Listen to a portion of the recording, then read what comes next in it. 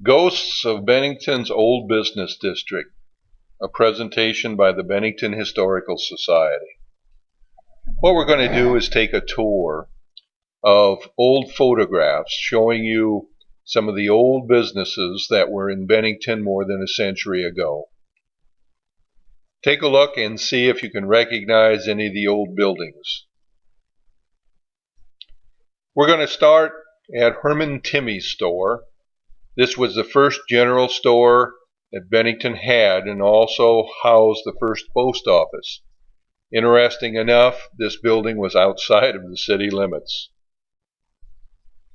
Hans Snyder's Inn and Saloon was the first in Bennington. It was built in 1887, and again this one was built outside of the city limits. George Mangold's store was built in 1898, and that was located uptown.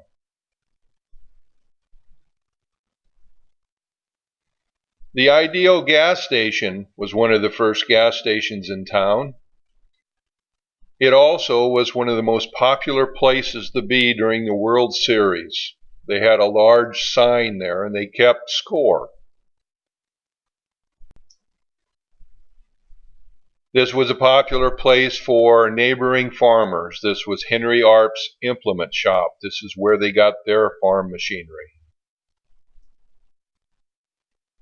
Also, Bert Seymour's blacksmith shop was a very important place. This is where you got your horse shoed and your buggy or wagon fixed.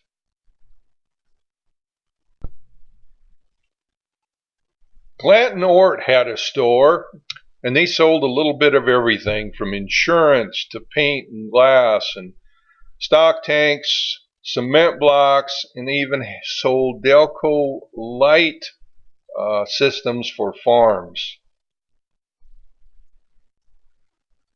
The Mangold brothers had the lumber yard down by the railroad tracks and also the grain elevator.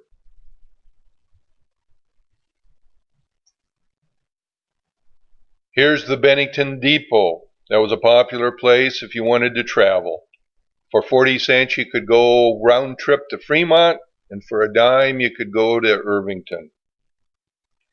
We had 6 trains that came into Bennington each day. This is the dance pavilion down at Bunn's Park. This was an extremely popular place to party. People celebrated their weddings and anniversaries and family reunions, and organizations had their annual meetings down here. This is where an awful lot of the older generation met their spouse at these dances. This is Henry Shorter's harness shop. He had actually 2 different locations here in town during the time he had his harness shop. He claimed that automobiles put him out of business because people didn't walk as much and they didn't use their horses. This is Joseph Slitz's saloon. He was one of the first saloon keepers here in town. It was built in 1888. This is Fredrickson's store. It's one of 4 stores that Bennington had at that time. You could get a meal here, cigars, canned goods, and they even had a soda fountain.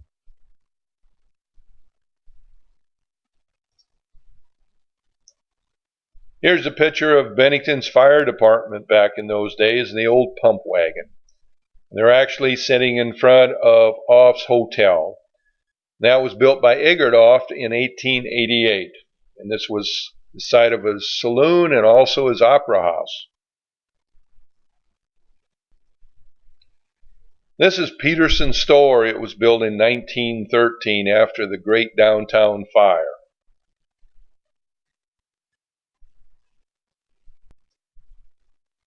This is Dawes and Sons Grocery that operated in town in the 1930s.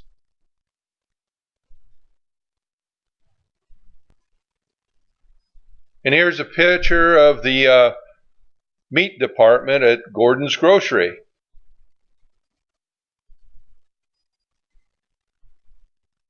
This goes back a little further. This is Hanson's Meat Shop. There were 2 meat shops in town at that time, and this building was built in 1888. This is George Mangold's store, which he built on the north side of the street after his original store burnt down in 1911.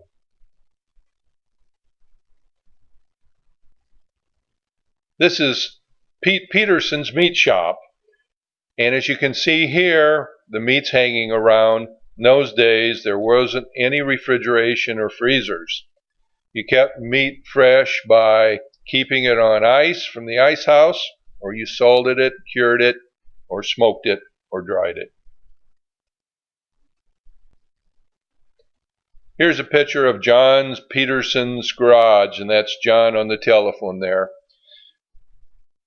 One of the oddities here in the office was a joined 2-headed calf.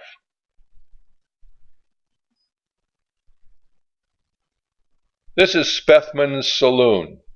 This picture was taken in 1901. If you'd like to know more about these old businesses and other interesting aspects of Bennington's history, please come and join the Bennington Historical Society. Our meetings are the first Wednesday of every month at the library community room at 6:30. So come out, give us a call, and come to our meetings. You can also check out our website and see some of the old photographs and some of our activities at BENNHISTSOC@blogspot.com. So thank you for taking this tour.